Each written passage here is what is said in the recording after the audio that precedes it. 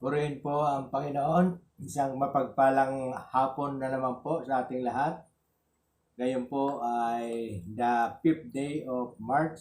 Purihin po ang Panginoon at alam ko po na ang lahat ng ating mga taga-subaybay ay ready na muli na makiisa at makasama tayo sa ating pagba-Bible study. Nariyan na po yung mga regulars na sila Jocelyn Milarpis, Teresita Milarpis, ganoon din po kay Evangeline Milarpis, kay Juby Moyo ng Japan at kay Ricardo Singh ng Abu Dhabi. Purihin po ang Panginoon. Sa 17, sabi ko nga po, tayo ay mag-iisang taon na, March 17. Balagay ko naman sa halos sa tagal ng isang taon nating pag-aaral ay meron na akong napipinto o meron na akong nakikita na talagang sumusunod na sa pananampalataya na ang Panginoong Jesucristo ang Panginoon. Purihin po ang Panginoon. Inisip ko po yun, nasabi ko po yun kasi nga po yung ating pong advocacy ay makakilala ang bawat isa sa ating Panginoong Jesucristo. At yun nga po yung siya ang ating gagawing Panginoon sa ating mga buhay. Yun po yung atin. Pangalawa po, yung advocacy po ng ating gawain ay ang lahat ay makapagbasa ng Bible para nga po sa total transformation ng bawat isa. Hindi lamang po dun sa naririnig nyo sa akin, kundi yung sarili nyong pagbabasa ng Bible ay doon nga po kayo mako-convert. Sabi ko nga po sa inyo, meron pong isang monhe na nagbasa ng Bible at ang nabasa niya po yung unang aklat ng Ebanghelyo, ang aklat po ni Mateo. Pagkatapos niya pong mabasa ay siya po ay naging Kristiyano. Purihin po ang Panginoon. Tayo po ay dadako sa ating pag-aaral ng salita ng Diyos. Ang paksa po natin ay ang pagsunod sa mga alituntunin ng Diyos. Parang sabi ko na naman, parang nakasiris nga. No? Kasi nga po yung nakaraan, ang paghahangad na makatupad ng kalooban ng Diyos. Ito naman yung pagsunod, yung paggawa na, yung gagawin na natin, yung susundin na natin ang kanyang mga alituntunin. Purihin po ang Panginoon. Atin pong basahin ang ating teksto. Hindi na po tayo lumayo. Ando pa rin po tayo sa aklat ng Mateo. Chapter 5 pa rin po.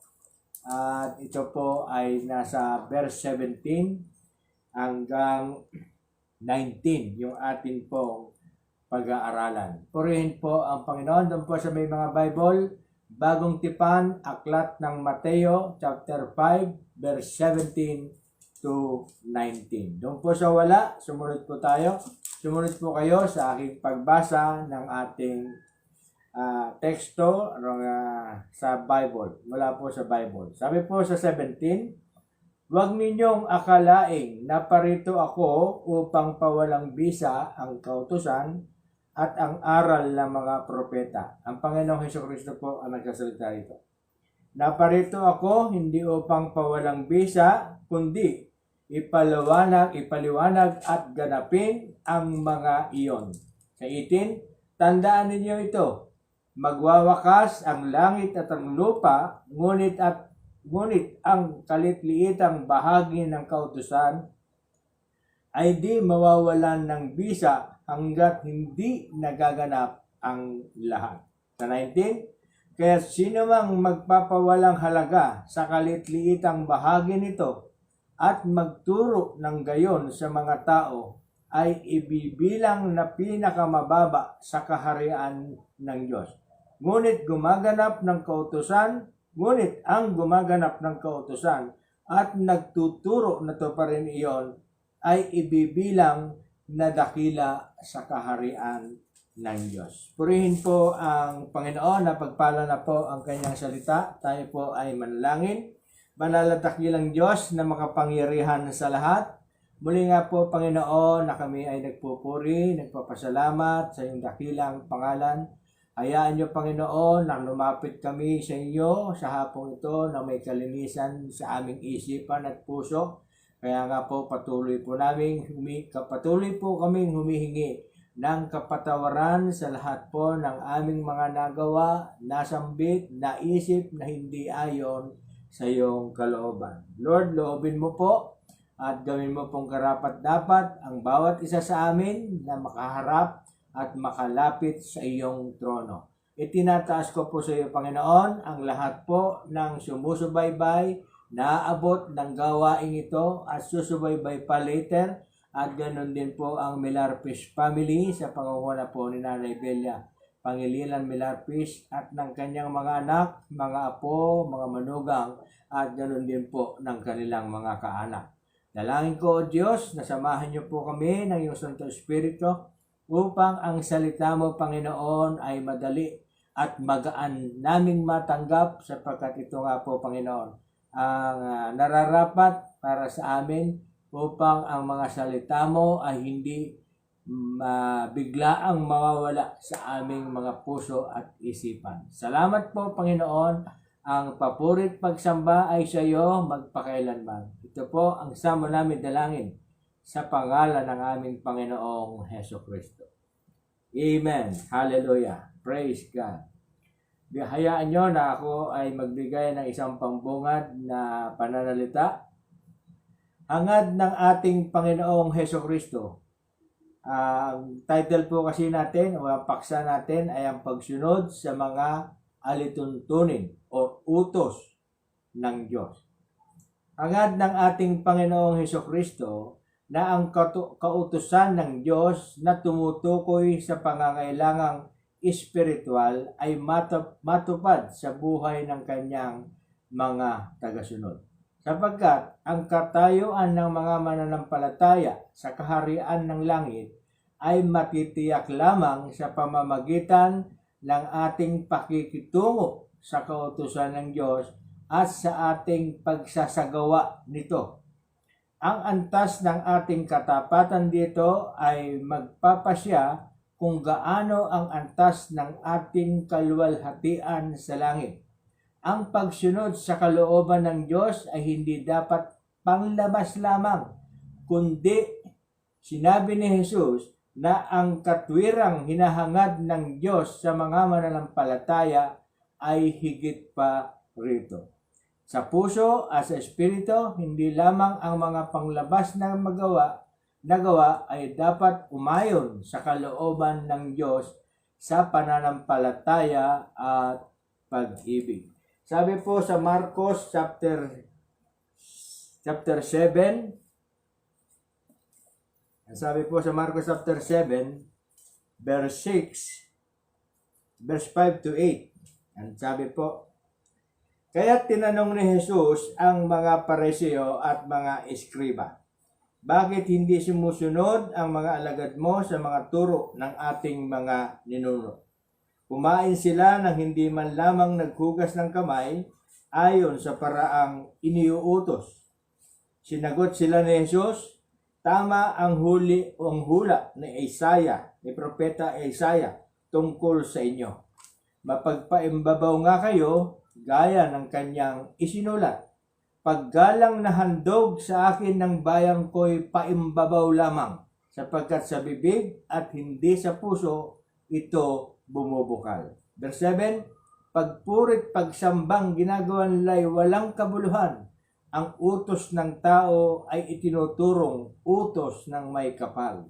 Verse 8, niwawalang kabuluhan nga ninyo ang utos ng Diyos at ang sinusunod ninyo'y ang turo ng tao. Yun nga po ang sabi po na hindi dapat yung pagsunod po sa utos ng Diyos ay hindi panglabas lamang, kundi ito ay nanggagaling sa ating kaibuturan ng ating puso.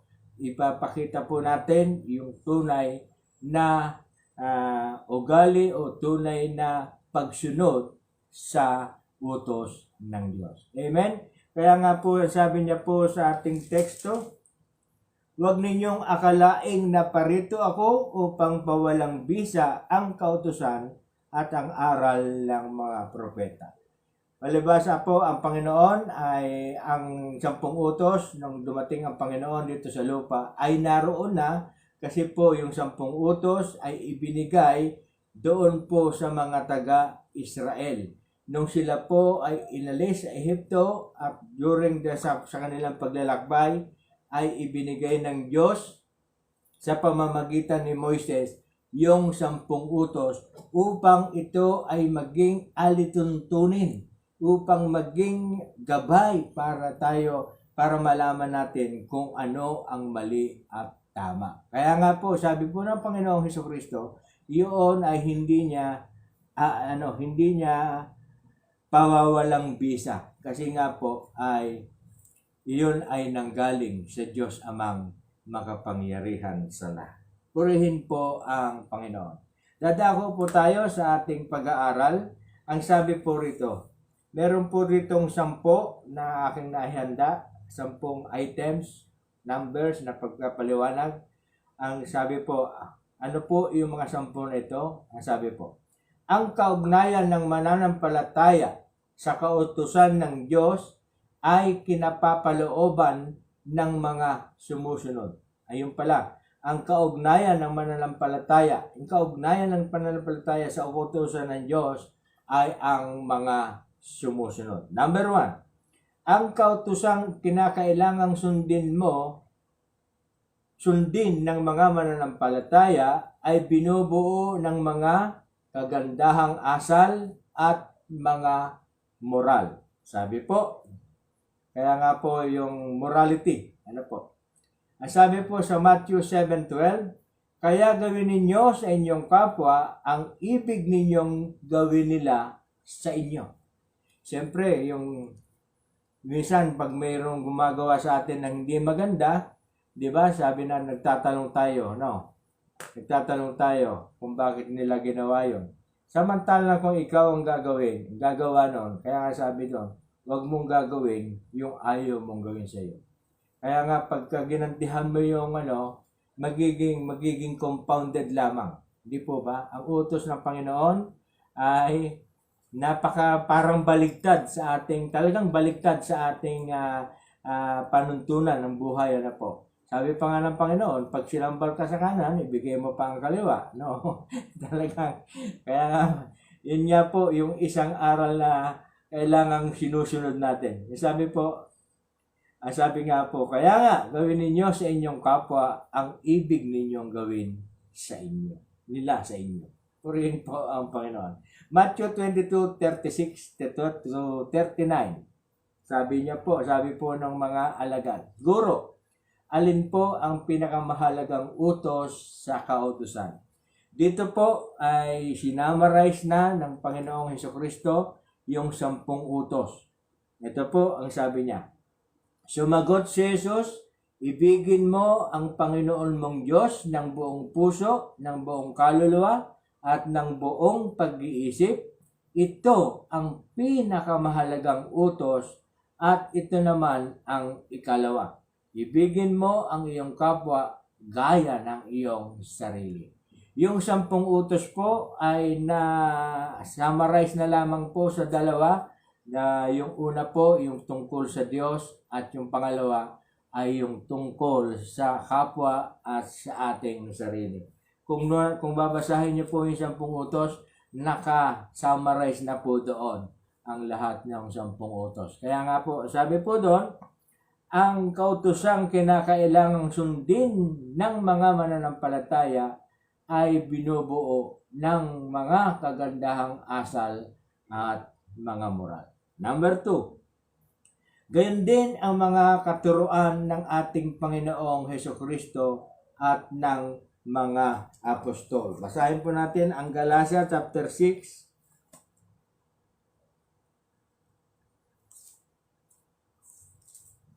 Chapter 6 verse 1 to 4. Ang sabi po, mga kapatid, kung may mahulog sa pagkakasala, kayong pinapatnubayan ng Espiritu ang magtuwid sa Kanya. Amen? Alam niyo po, itong order na to, pag may nakikita po tayong mga kapatid na nakakasala, ipanalangin po natin eh. Tayo pong pinananahanan ng Espiritu Santo. Pag mayroong nakikita tayong pagkakamali, ipanalangin po natin sila. Yung po ang sabi, gawin ninyo ito ng buong hinahon at mag-ingat kayo, baka kayo naman ang matukso.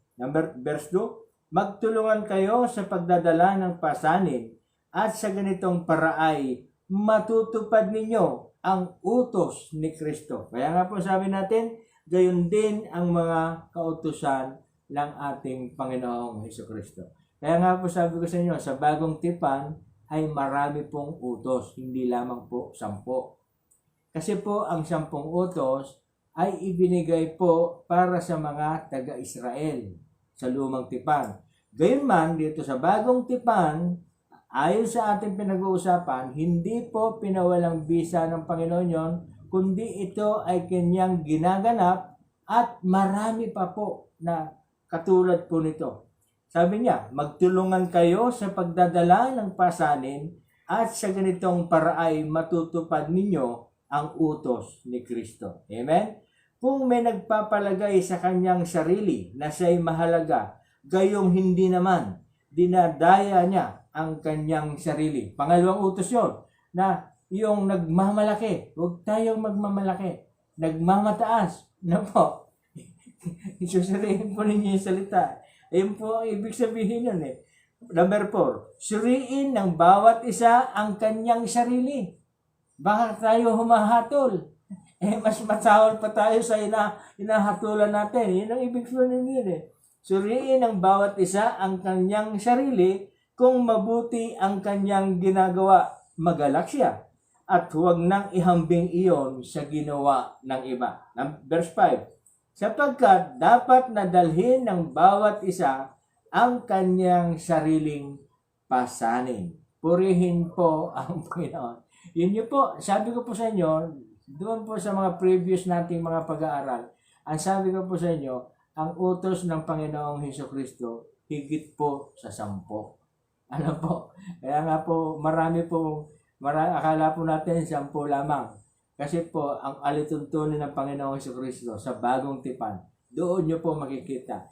Lalo dito sa Galacia, kasi po ang Galacia ay kasama po, Galatians and Romans, ito po yung Constitution o Magna Carta ng ating pananampalataya. Nabanggit ko na po ito noong nakaraan. Ang Romans and Galatians ay Magna Carta or Constitution ng ating pananampalataya. Handito lahat yung mga inuutos at kalituntunin ng ating Panginoong Hesukristo. Amen. Number 3, ang mga kautosang ito ay nahayag sa kalikasan at kalooban ng Diyos para sa lahat ng tao. Sabi po sa Efeso chapter 5, verse 1 to 2, yamang kayo'y mga anak na minamahal ng Diyos. Tularan ninyo siya. Mamuhay kayong puspos ng pag-ibig tulad ni Kristo. Dahil sa pag-ibig niya sa atin, inihandog niya ang kanyang buhay bilang mahalimuyak na hain sa Diyos. Yun niya po, sabi po doon sa 3, ang kautosang ito ay nahayag sa kalikasan at kalooban ng Diyos para sa lahat ng tao. Ano ba yung kalikasan? Di po ba ang kalikasan po ng ating Panginoong Hesukristo ay yung kanyang dakilang pag-ibig dahil sa pag-ibig niya niyon, inalay niya ang kanyang buhay para sa ating kapatawaran ng ating mga kasalanan. Malinaw? Ayaw po. Kaya tayo po ay nagba-Bible study. Ano po? Ayaw kong mag-sermon. Number 4, hindi dapat tingnan ng mga mananampalataya ang kautusan bilang isang sistema ng batas na susundin upang magtamo ng kapatawaran at kaligtasan. Amen? Yun nga po, nade-differentiate po yung kaligtasan at kapatawaran kasi po hindi po dapat i-incorporate sa utos yun. ang 10 utos ay alituntunin para alam natin kung ano ang mali. Pero hindi ito ang dahilan para tayo ay mapatawad at magkaroon ng kaligtasan. Ano po? Malinaw. Hindi po. Porque po sumunod tayo sa 10 utos, maliligtas na? Hindi po. Yun ang ibig ko sabihin. Kahit na po, di ba, sabi ko po sa inyo, mayroong isang Indian na national na mga Indian, no, ang tawag nun sa South America. Hindi po Indian na Bombay, kundi mga tawag dito sa South America, mga Indian pa na katawagin natin yung mga bata tayo. Ano po tawag doon? Sila ay more mataas ang values na sa buhay. Andun yung kanilang morality and value sa buhay nila. Pero wala silang Panginoon, hindi sila sumamba sa Panginoon. Paano magkakaroon ng kapatawaran at kaligtasan? Amen? Kaya nga, hindi po batayan ang kapatawaran at kaligtasan ang 10 utos. Ito, malinaw, pinag-uusapan po natin. Kasi po, nababanggit ko po ng mga previous nating pag-aaral, sinasabi ko po ito, nababanggit ko po ito, na hindi po makapagliligtas ang 10 utos at makapagpapatawad ng kasalanan. Malinaw.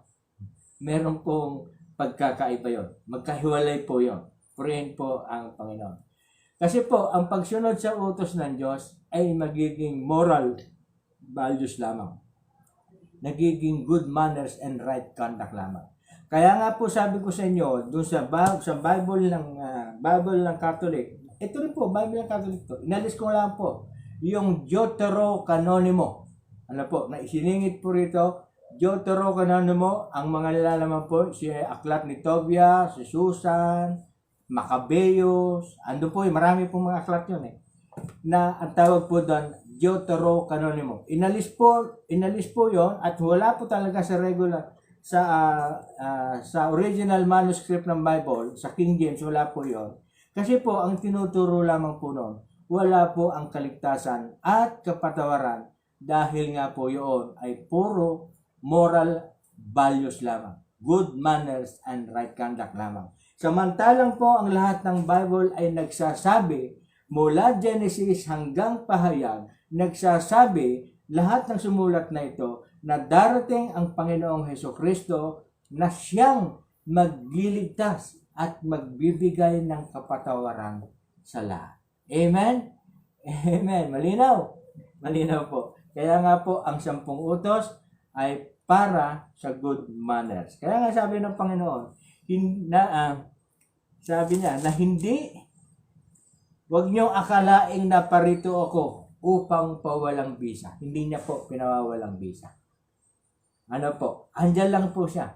Alituntunin. Pero, tingnan niyo rin po, sabi ko sa inyo, magbasa po kayo, nasa Bible tayo, sa Bagong Tipan, yung po ang basahin natin at nang makita po natin yung mga alituntunin ng ating Panginoong Hesukristo. Amen? Malinaw po?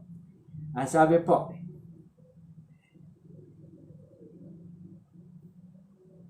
isa pa po pala sa number 2, yung isang katuruan ng ating Panginoong Hesukristo sa 2 Corinthians chapter 5, verse 16 to 17. Kaya ngayon, ang pagtingin namin kanino man ay hindi batay sa sukatan ng tao, noong unay gayon ang aming pagkakilala kay Kristo, ngunit ngayon hindi na.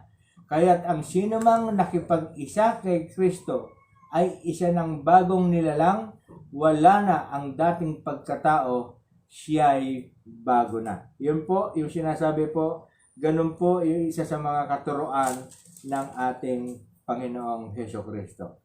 Number 4, number 4 nga pala, number 4 na tayo. Hindi dapat tingnan ng mga mananampalataya ang kautusan bilang isang sistema ng batas na susundin upang magtamo ng kapatawaran at kasalanan. Sabi po sa Galatia chapter 2, babalik po tayo sa ating Magna Carta, chapter 2, verse 16 and 21. Sabi po, alam namin ang tao ay pinawalang sala. Tingnan niyo po ito. Alam naming ang tao'y pinawawalang sala dahil sa pananalig kay Kristo Jesus at hindi dahil sa mga gawa ayon sa kautusan.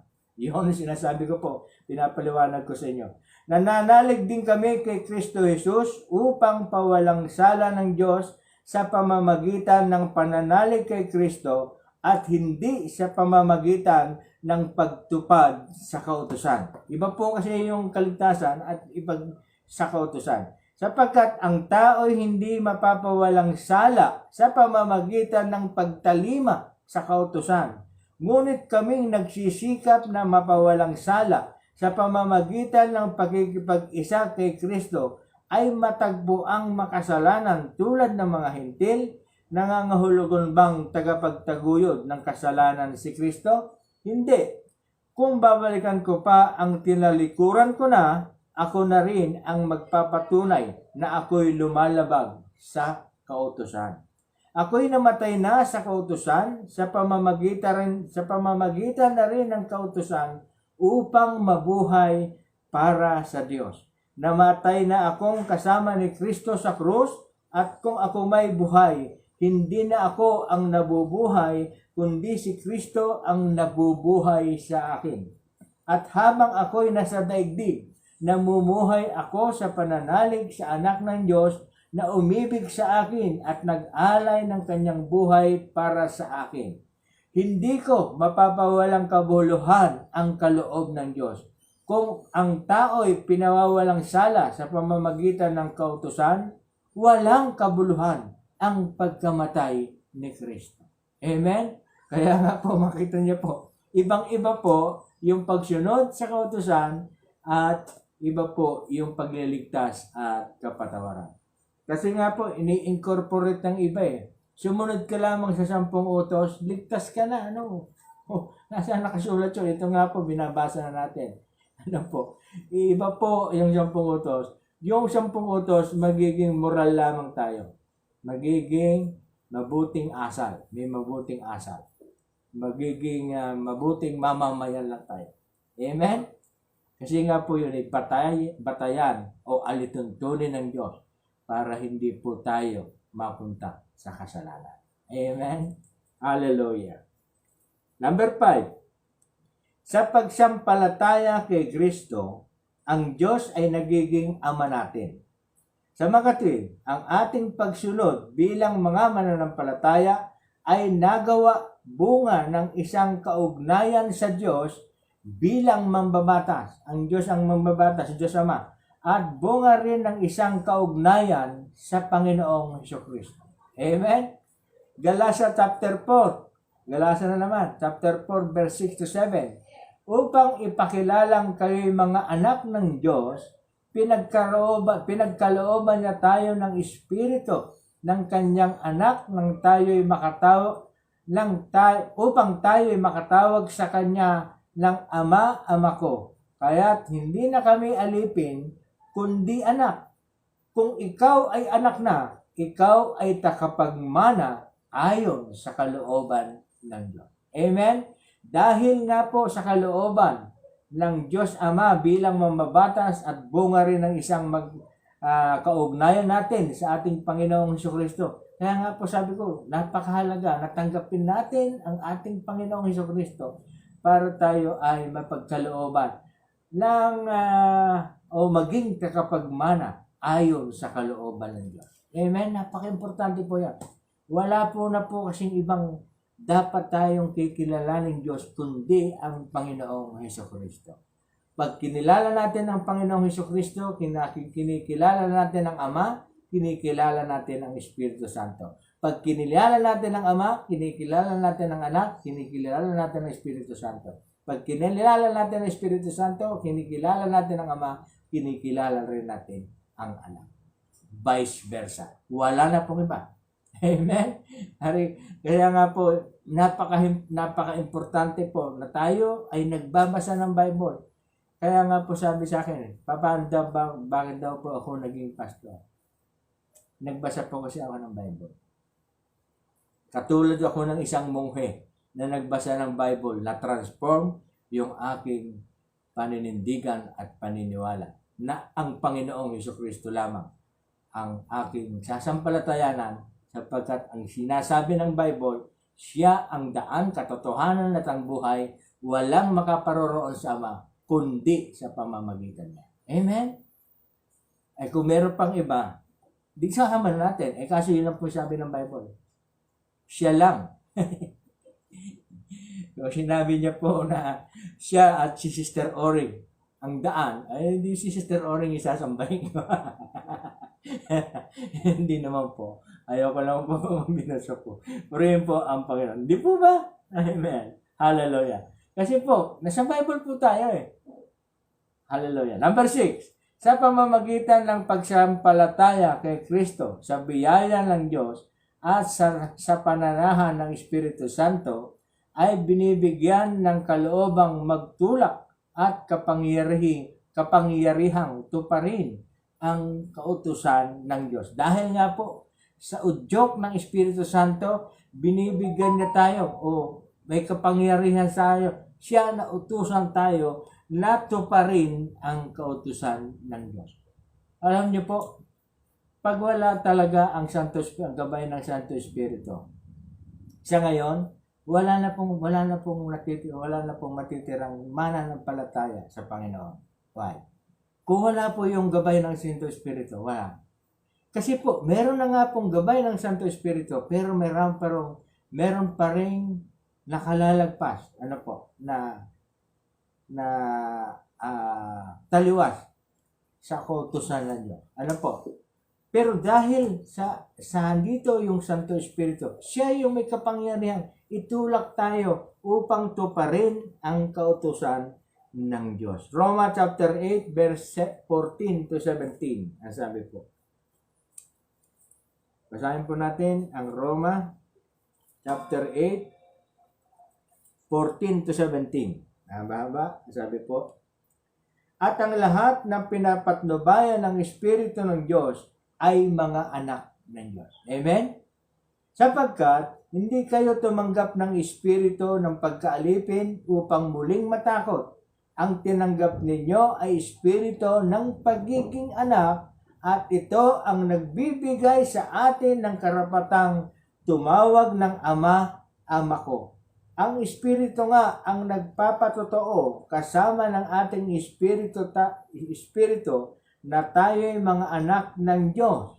At yamang mga anak, tayo'y mga tagapagmana ng Diyos at kasamang tagapagmana ni Kristo, sapagkat tayo'y nakikipagtiis sa Kanya, tayo'y dadakalain ding kasama niya. You see, yun po yung sinasabi sa pamamagitan ng pagsampalataya kay Kristo sa biyaya ng Diyos at sa pananahan ng Espiritu Santo, ay binibigyan niya ng kaloobang nagtutulak at kapangyarihang tuparin ang kautusan ng Diyos. Number 7, tinutulungan tayo ng Espiritu Santo upang alisin ang masasamang gawa ng laman at upang tuparin ang kalooban ng Diyos. 8:13 ng kaduktong, nauna po ito dapat.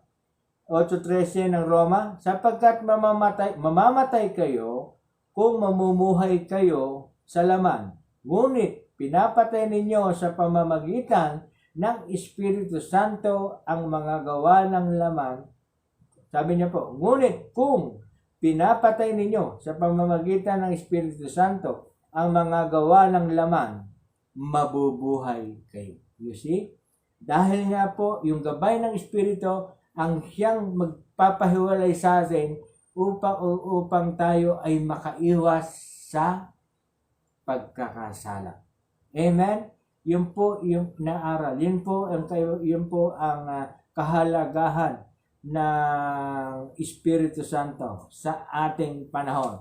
Kaya nga doon pa lang dalawa yung dakilang kapahayagan ng Panginoong Hesukristo. Bakit kanya po? Una, ibinigay niya ang kanyang buktong ni-offer niya yung kanyang buhay para sa kapatawaran at kaligtasan ng tao. Pangalawa, hindi niya tayo pinabayaan. Sabi niya, ang kasunod, dadalangin ako sa Ama upang kayo ay bigyan niya ng patnubay. At ito nga po yung Santo Espiritu na hindi nakikita, ni ayaw tanggapin ng iba kasi nga hindi nakikita. Amen? Pero ito po yung sabi na madalas natin sinasabi, ang Espiritu Santo ay siyang nagbibigay ng tawag doon, conviction para tayo ay hindi lalong gumawa ng pagkakasala. Pag nakagawa po tayo, ikinukumbik niya tayo at kailangan na tayo ay dumulog agad at humingi ng kapatawaran. Yun po, napaka-importante po yung tulong ng Espiritu Santo. Ayaw lamang doon po sa sa pamamagitan ng pagsampalataya kay Kristo sa biyaya ng Diyos at sa pananahan ng Espiritu Santo ay binibigyan ng kaloobang magtutulak at kapangyarihang tuparin ng kalooban ng Diyos. Ang kautusan. Number 7. Tinutulungan tayo ng Espiritu Santo upang alasin ang masamang gawa ng laman at yun nga po, nandun na tayo, upang tuparin ang kalooban ng Diyos. Number 8. Sa number 8, ang paglaya sa kasalanan ay nagiging tagasunod ng Diyos. Ang paglaya. Yung maging paglaya natin sa kasalanan ay nagiging tagasunod ni Diyos. Kasi po, tayo talaga ay pinalaya na sa kasalanan dahil nga doon po sa pagkamatay ng ating Panginoong Jesucristo. Dahil po doon sa kanyang pagkamatay, tayo ngayong sumasampalataya ay naging isang malaya na sa kasalanan dahil binayaran na po niya. So, hindi po ba sa Roma 3:22, na tayo ay sanctified by the blood of Jesus. Tayo ay napawalang sala dahil sa ating pananalig sa ating Panginoong Jesucristo. Dahil ang lahat ay nagkasala at walang nakaabot sa kaluwalhatian ng Diyos. Ang katugtong naman po yun, 23. Binasa ko po kanina, napawalang sala kayo dahil sa inyong pananalig sa ating Panginoong Jesucristo. That is 22. Tapos 23 po yung ang lahat ay nagkasala. Amen? Ang paglaya sa kasalanan ay nagiging tagasunod ng Diyos. Roma chapter 6 verse 18, pinalaya na kayo sa kasalanan at ngayoy alipin na ng katwiran. Ano po ba ang katwiran? Yung po yung moral o yung righteousness ng ating Panginoong Diyos. Number 9. Ang pagsunod sa prinsipyo ng pananampalataya habang sila'y nasa ilalim ng kautusan ni Kristo. Unang Korinto chapter 9 verse 21 to 23. Ang sabi po. Unang Korinto, ulitin ko, ang pagsunod sa prinsipyo ng pananampalataya yamang sila'y nasa ilalim ng kautusan ni Kristo. Unang Korinto chapter 9 verse 21 and 23. Sa piling naman ng mga hentil na di saklaw ng kautusan ni Moises. Tingnan po. Tingnan po yung hentil. Tayo po yon. Ano po? Tayo po yung mga hentil, mga Griego. Iba po yung Hebreo, mga Israel po yon. Sa piling naman ng mga hentil na di saklaw ng kautusan ni Moises. Sabi ko sa inyo, yung 10 utos ay para sa mga taga-Israel. Ito po yun. Sa piling naman ng mga hintil na di saklaw ng kautusan ni Moises, ako'y naging parang hintil. Sabi po ni Pablo ito, di saklaw ng kautusan upang sila'y mahikayat ko rin. Hindi ito nanganguhulugang hindi ko sinusunod ang mga utos ng Diyos sapagkat ako'y nasa ilalim ng kautusan ni Kristo. Sa piling ng mahihina, ako'y naging gaya ng mahihina upang mahikayat ko sila. Ako'y nakibagay sa lahat ng tao upang ang ilanman lamang ay maligtas ko kahit sa anong paraan. Amen? Ginagawa ko ang lahat ng ito alang-alang sa mabuting balita upang makabahagi ako sa mga pagpapala nito. Sabi po ni Pablo yun. Ano po? Sabi nga po, kasi nga po, yung kinasabi ko kanina, ang sa utos po ng ating, para sa ating mga modern time, o saklaw ng bagong tipan, hindi po sa atin yung 10 utos, kundi tayo ay sa utos ni Kristo. Ay hindi nga lang po nasulat yung, hindi katulad doon 10 utos, may numbering. Pero po, kung kayo po ay magbabasa, lalo na sa Romans and Galatians, na ating Magna Carta ng ating pananampalataya, doon niyo po makikita yung maraming kautusan ng ating Panginoong Hesukristo. Pero sinamarize na lamang niya doon po sa ating binasa kanina, ibigin mo ang Diyos ng buong puso, buong kaluluwa, buong pag-iisip, at buong lakas. At ang ikalawa ay ibigin mo ang iyong kapwa gaya ng iyong sarili. Amen? Purihin po ang Panginoon. Malinaw? Number 10, nadama na po tayo. The last, mariing itinuturo ni Jesus na ang pagtupad sa kalooban ng kanyang Ama sa langit ay isang nagpapatuloy na batayan ng pagpasok sa kaharian ng langit. Isip po, akala po natin natapos na po yung ating pananampalataya ay maliligtas na. Meron pa rin po kasing gagawin.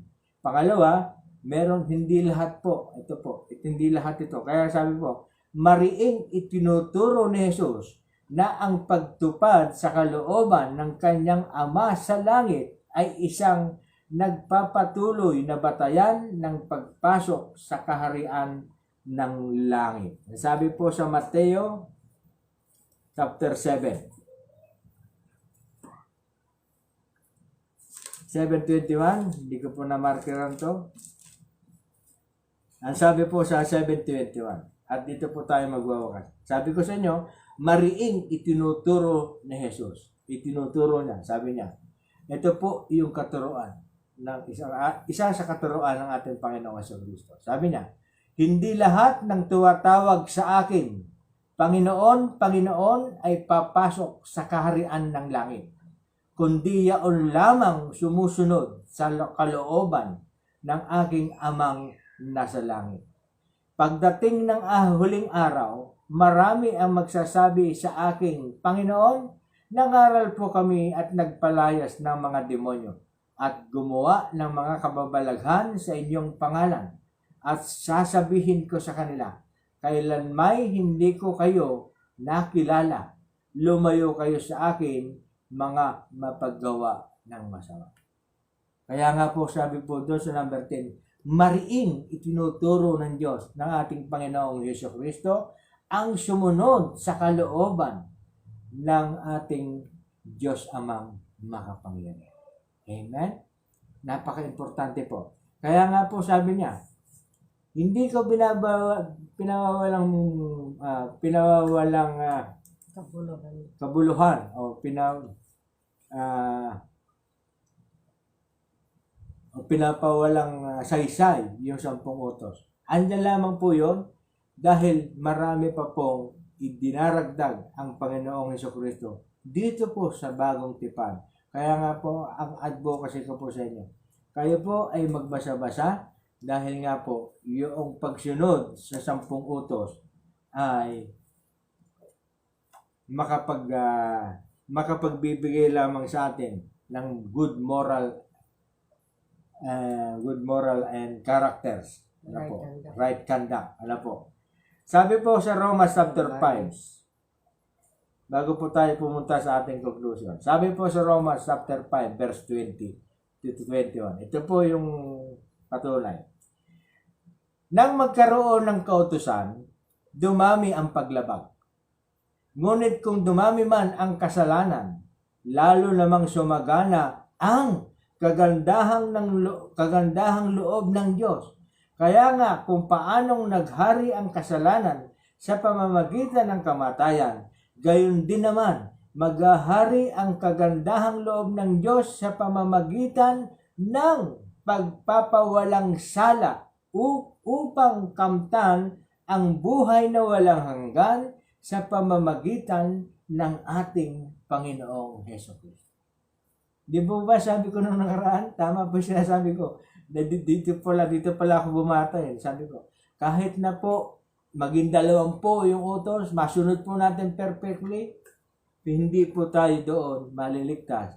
Yun nga po yung sabi ko. Kaya nga, kung paanong naghari ang kasalanan sa pamamagitan ng kamatayan, gayon din naman, maghahari ang kagandahang loob ng Diyos sa pamamagitan ng pagpapawalang sala upang kamtan ang buhay na walang hanggan sa pamamagitan ng ating Panginoong Hesukristo. Amen? Purihin po ang Panginoon. Conclusion. Ang mga may malinis na puso at isipan ay yaong mga naligtas na mula sa kapangyarihan ng kasalanan sa pamamagitan ng biyaya ng Diyos at ngayon ay nagsisikap na walang pandaraya upang malugod at maluwalhati ang Diyos at maging katulad niya. Nagsisikap tayo na magkaroon ng katulad na ugali at kaisipan ng Diyos. May pag-ibig sa katwiran at pagkamuhi sa kasamaan. Ang kanilang mga puso ay kinapalolooban ng kanilang kaisipan, kalooban at mga damdamin. Makikita ang Diyos na may mga malinis na puso at nangangahulugang maging anak niya at mananahan sa kanyang presensya ngayon at sa darating na kaharian. Amen? Yun nga po, yung magkaroon po ng malinis na puso. Hindi po panglabas na kunwari ay mabuti, pero mayroong hidden agenda. Sa Matthew 5:8, ito na po ang ating pangwakas. Dadako na po tayo sa ating pananalangin. Ang sabi po sa Matthew 5:8, mapalad ang may malinis na puso sapagkat makikita nila ang Diyos. Purihin po ang Panginoon. Praise God. Hallelujah. Tayo po ay dadako muli sa ating prayer time. Patuloy po nating itaas sa Panginoon ang healing at recoveries nila Francis Pulido, Remedios Santos, Nelson Manso na pare-pareho pong dialysis patient. Then din po, healing at recoveries din po para kay Merly de Belen Polino, Violeta Amoyo, Ariel Arroyo, Teresita Sangkate, at kay Sandra Luis Postino at Baby Sabion. Then din po, total recovery para sa kanilang mga naging karamdaman kila Teresita Milarpis at Marciana Pajardo.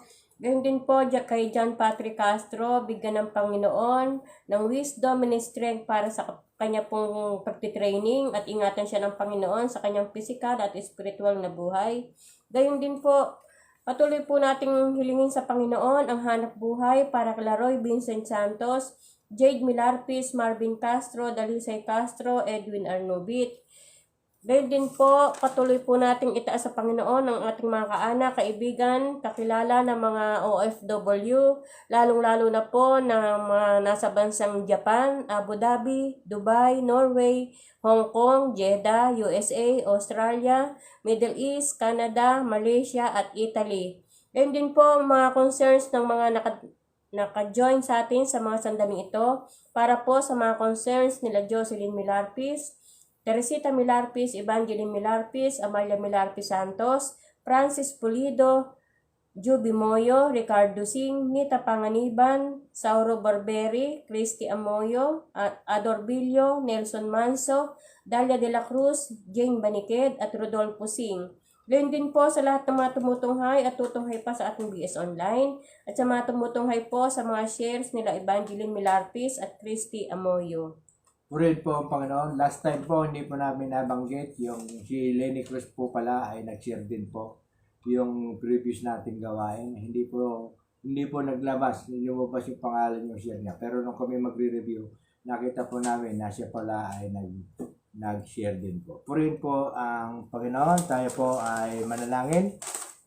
Sama-sama po tayong manalangin. Tayo po ay upang tayo po ay pagkalooban ng Diyos ng katugunan. Sabay-sabay po tayo. Mayan po yung tayo ay lahat ay nananalangin. Tayo po yung ako, tayo po ay manalangin. Amang Diyos na makapangyarihan sa lahat, tunay nga po Panginoon na ipinapakita mo sa amin na pagsunod sa iyo, ang siyang magbibigay sa amin ng pagpapawalang sala at kapatawaran at buhay na walang hanggan.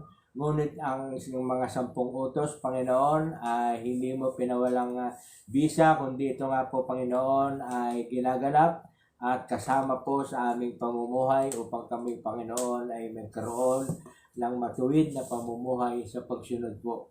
Hindi lamang po sa 10 utos, kundi po, Panginoon, sa mga utos mo na natala sa bagong tipan. Dalangin namin, Panginoon, na muli nga po, Panginoon, nakatagpuin mo ang aming mga kahilingan. Dalangin namin, O Diyos, ang iyong kapatawaran sa lahat po ng aming mga kasalanan, nagawa, nasambit at naisip na hindi ayon sa iyong kalooban. Linisin niyo po kami, Panginoon, upang makarapat dapat kami, Panginoon, sa iyong paanan at ang aming lahat ng hihilingin ay maging karapat dapat, Panginoon, sa iyong kalwalhatian. Salamat po, Panginoon. Patuloy po namin nilalapit, sinasamo sa iyo ang kagalingan po para kila Jojo Pulido, Ate Remedio Santos, Nelson Manso, Ate Merly de Belen Paulino, Ate Violeta Arroyo, ganun din po kay Teresita Sangkate, ganun din po recoveries para kay Teresita Milarpis, Marcia Pajardo, kay Saundra Lois Faustino at Baby Savion sa kanyang anak dahil siya po ay na cesarean. Dalangin namin, O Diyos, nakatagpuin mo na nga po, Panginoon, ang mga kahilingan ng aming mga kapatid na ito ng kagalingan at recovery. Makaranas na nga po sila ng kalakasan at manumbalik, Panginoon, ang kanilang mga kalusugan. Ganon din po, Panginoon, ang patuloy po namin paghiling ng pagsubaybay para po kay John Patrick Castro na nasa Japan sa kanyang pagtitraining po sa makina ang kanyang hahawakan. Dalangin po, Diyos, ang iyong pagpapala at pag-iingat. Pagpapala din po, Panginoon, sa kanyang employer. Pagpapala din po sa kanyang mga kasama sa trabaho. Ganon din po ang kahilingan ng trabaho para po kila Marvin Castro, Dalisay Castro, Edwin Arnobit, Jed Milarpis at Roy Vincent Santos. Dalangin namin, O Diyos, makatagpo na nga po sila ng hanap buhay sa tulong mo at sa biyaya mo at sa awa mo, Panginoon. Ganon din po sa lahat po ng OFW na aming mga kaanak, kaibigan, na aming nilalapit din po sa iyo, sila John Patrick Castro, Juby Moyo and family na Maria Jesusa Corpus Castro at Glenda Yamaguchi na mga nasa Japan. Ganon din po kay Marcia Pajardo, Ricardo Singh na nasa Abu Dhabi, kay Lucy Milarpis na nasa Dubai, kay Glenda Pagaduan Gomez na nasa Hong Kong, kay Marvin Pangilinan na nasa Jeddah, kay Eser Punto na nasa Norway, kay Eddie Hilario and family na nasa Canada, kay Christy Amoyo and family na nasa Malaysia, kay Lenny Cruz, Sara Cruz, Alfred Santos, at Cathy Angeles at ang kanilang mga pamilya na nasa USA. Ganon din po, Panginoon, para kay Jane Banigay and family, kay Ate Ann Vasco and family na nasa Australia, kay Ed Cabrera, Lynn Maglaki, Butch Gonzales po na nasa Saudi. Ganon din po sa aking mga pamangkin na sila Irene Apostol Salaroli, Maribel Apostol Pulido, Heidi Apostol Barbieri, Danilo Apostol at sa kanyang pamilya. Ganon din po, Panginoon, kay Lea Siganlay Caporali, Denden Siganlay at Lua Siganlay na nasa Italy. Dalangin namin, O Diyos, ang iyong pagpapala sa bawat isa. Dalangin ko rin po, Panginoon, ang iyong kalakasan, ang kanilang kalakasan at kalusugan, Panginoon. Ganon din po, pagpapala po sa kanilang mga hanap buhay, trabaho po, Panginoon, na kanilang ginagawa sa ibang bansa. At dalangin ko rin po, Panginoon, ang pagpapala at pag-iingat sa bawat isa at sa kanilang mga pamilya. Ganon din po, Panginoon, patuloy po namin nilalapit sa iyo. Itinataas din po namin sa iyo, Panginoon, ang lahat po ng aming nakasama sa hapong ito sa aming pagbabible study, sila Jocelyn Milarpis, Teresita Milarpis, Evangeline Milarpis, Amalia Milarpis Santos, kay Lenny Cruz na nasa USA, Francis Pulido na nasa Italy, kay Juby Moyo from Japan, Ricardo Singh from Abu Dhabi, kay Ate Nita Panganiban, Sauro Barberi from Italy, Christy Amoyo from Malaysia, Adorbilio Nelson Manso, nanonood po sa series ni Eva. Ganon din po kay Dalia de la Cruz at sa kanyang pamilya, kay Ate Jane Baniked from Australia, Rodolfo Singh from Novaliches, Quezon City, at ganon din po sa lahat po ng tumutunghay, nanonood at sumusubaybay ng aming gawain sa series po ni Lenny Cruz, Evangeline Milarquez at Christy Amoyo, at ganun din po sa tatlong ito na nag-share. Itinataas ko nga po, Panginoon, ang lahat ng itong aking nabanggit, na ikaw nga po patuloy na kumilos sa kanilang kalagitnaan. Maghari ka, Panginoon, sa kanilang mga puso. Dalangin ko, O Diyos, ang iyong pagpapala, kalakasan, kalusugan, ganun din po, Panginoon, ang proteksyon laban sa COVID-19. Ganon din po, Panginoon, ang kanilang mga hanap buhay. Dalangin ko, O Diyos, na pagyamanin mo nga po, Panginoon, ang kanilang kinabubuhay. Ganon din po ng kanilang mga mahal sa buhay. Salamat po, Panginoon, sa iyo, sa mga taong ito na kinikilos mo. Inihipo mo, Panginoon, ang kanilang mga puso at isipan, na sila nga po, Panginoon, ay sumusuporta sa gawain mo, hindi gawain namin, kundi gawain mo ito, Diyos. Kaya ikaw nga po, Panginoon, ang siyang mahayag at matataas sa aming kalagitnaan. Sa iyo lahat ang kapurihan, Panginoon. Kaya nga po, Panginoon, tinatawag namin na ang gawain ito ay gawain mo, sapagkat marami nga po, Panginoon, na makakapakinig ng iyong pagpapala, makakapakinig ng iyong katotohanan, at makakapakinig ng mga dapat namin gawin para makaayon at makasunod sa iyong mga tuntunin at kalooban. Salamat po, Panginoon, at patuloy din po namin itinataas sa iyo ang lahat po ng aming mga kaanak na babanggitin na lamang po mamaya ang kanilang mga pangalan. Hindi na po lingid sa iyo, Panginoon, ang kanilang mga pangalan. Ganon din po sa aking mga batchmate from elementary at high school na babanggitin na din po mamaya. At ganon din po, Panginoon, sa aming Governor Daniel Fernando, sa aming Vice Governor Wilhelmino C. Alvarado, sa aming Provincial Administrator Antoinette Constantino, at sa lahat po ng sangguniang panglalawigan. Ganon din po, Panginoon, sa Accounting Office ng Capitol, sa pangunguna po ni Ma'am Marites Rehinal. Batid mo po at dilingid na po sa iyo, Panginoon, ang kanilang pangalan. Dalangin ko po sa lahat, Panginoon, ng aking mga nabanggit nito, ang iyong pagpapala, pag-iingat, gabay at patnubay, kalusugan, kalakasan, kagalingan, din po, Panginoon, para sa lahat ng may mga karamdaman. Ganon din po, Panginoon, ang proteksyon laban po sa bagong variant ng COVID-19. Salamat po, Panginoon. Napakabuti mo. Ikaw ang Diyos na hindi nagbabago kahapon, ngayon at bukas. Tunay nga po, Panginoon, na kami ay walang magagawa kung kami hiwalay sa iyo.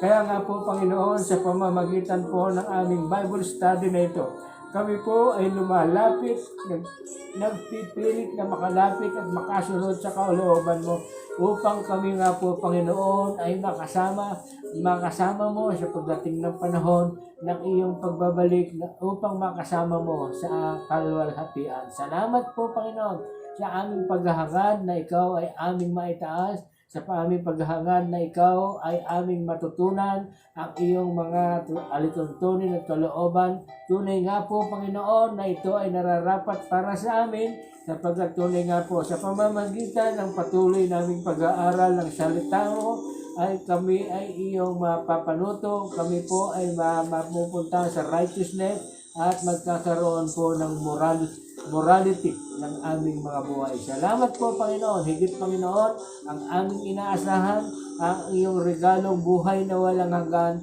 na ipinangako mo at alam namin na ito ay mangyayari, sapagkat naroon, Panginoon, ang aming pananalig, na tunay nga po, Panginoon, na ikaw ay hindi sumisira sa iyong pangako, hindi ka sumisira sa iyong salita, at ito nga po, Panginoon, ay aming inaasahan. Tunay nga po, Panginoon, na sana po sa pamamagitan po ng patuloy naming pagsunod, pakikinig ng Bible study at pag-aaral ng iyong salita ay matagpuan kaming matuwid sa iyong harapan at maging karapat dapat, Panginoon, na maging tunay na mga anak mo. Salamat po, Panginoon, napakabuti mo. Ikaw ang Diyos na hindi nagbabago kahapon, ngayon, at bukas. Salamat po, Panginoon. Ang papurit, pagsamba, pagluwalhati, pagdakila, karangalan ay sa iyo, magpakailanman. Ito po ang samo namin dalangin sa matamis na pangalan ng aming Panginoong Jesucristo. Ang lahat po ay magsabi na, Amen. Amen. Hallelujah. Hallelujah. 5 minutes pa para sa isang oras natin. Regular natin, isang oras po. Talagang pinipilit po natin na isang oras na lamang po yung ating gawain para hindi naman po kayo manghinawa sa ating gawain. 30 minutes po yung aral, 30 minutes po pananalangin, at kasama na rin po yung ating acknowledgement. Acknowledgement, nagpapasalamat po ako ngayon sa ating mga nakasama, live na natin nakasama sa ngayon. Nakalagay po ay they are watching our Bible study. Sila po ay Jocelyn Milarpis, Teresita Milarpis, Evangeline Milarpis, Amalia Milarpis Santos, Lenny Cruz from USA, Francis Pulido from Italy, Yubi Moyo from Japan, Ricardo Singh from Abu Dhabi, Nita Panganiban, Ate Sauro Barbieri from Italy, Christy Amoyo from Malaysia. Sauro, hindi mo ako maintindihan, ipa-translate mo na lamang kay hindi tayo marunong mag-Italy. Ang alam ko lang na Italy, easy for sale, ice for sale. Purihin ko, Panginoon. Ni Christy Amoyo from Malaysia, Ador Bilyo at Nelson Manso, nanonood po sa Sierra ni Eva. Ganon din po kay Dalia de la Cruz sa kanyang pamilya na nasa San Miguel. Ito po si Dalia, isa sa candidate na alam ko na transform na ang kanyang buhay. Kay Ate Jane Baniken from Australia, Rodolfo Singh, ang aking kaibigan na nasa Novaliches. Ganun din po, pinasasalamatan ko po yung lahat po ng aking mga batchmate from elementary. Sila Loisa Tolentino, Australia, at sila po ay nanonood pa later. Gloria Bravo, Gloria Santa Ana, Rupina Roque Lorenzo, Maria P. Sevilla, Edna Estrella, Connie Cupreros Pagtalunan, Mario Jose, Boy Kundangan, Janet Champana, Obet Hernandez, Emil Santos, at Severino Caicedo. Meron din po sa aking mga kaanak, kaibigan na sila Dorbilio, noted, nanonood po ngayon. Meron din po kay Johanna Lacasandini, Rosa Padero Nicolas, Jinky Castro, Jinky Estrada, Maynard at Bernard Domingo, Cristina Camille Hernandez, Milarpis, Cristina Camille Milarpis from Mabini, Batangas, Chris Angelo de la Rosa from Zamboanga, Arman de la Rosa from Binyang, Laguna, Evelyn Pangilinan from Cebu City, Donita and Glenn Aris Milarpis, Rodel Gatchalian Palan, Dalia de la Cruz, mention, Rodolfo Singh, mention, nanonood din po ngayon. Ganon din po kay Chris Rieta, na pareho po silang taga Novaliches, kay Rodolfo Valencia from Canada, Rod Dichosa from Manila, Ate Nita Panganiban, ito po yung mga kasama namin dito sa compound, Ate Nita Panganiban, Milet Panganiban, Jamed Baldon, Bea Andrase Gonzales, Angelina Meneses, Elizabeth Visconde Castro, Mayla Manso, Marie Robles at Musang Aldaba. Ganon din po sa aking mga kamanggagawa sa iglesia, kay Pastora Eileen Manumbas at sa kanyang assistant na si Pastor Efren Nicolas Jr. At ganon din po kay Reverend Pastor Don de la Cruz ng Northville, Malolos. Purihin po ang Panginoon. Ganon din po, pinagpapasalamat ko po yung mga nanonood. Bagamat pinag-pray ko po ang buong accounting office, pero po ito po yung mga nanonood, sumusubaybay po sa ating gawain. Nakikita ko po yung kanilang mga pangalan.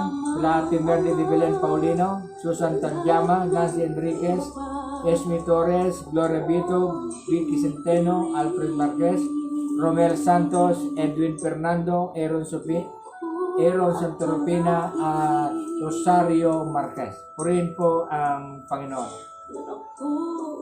Salamat po sa inyong patuloy na pagsubaybay, patuloy na pagsama sa akin ng Bible study.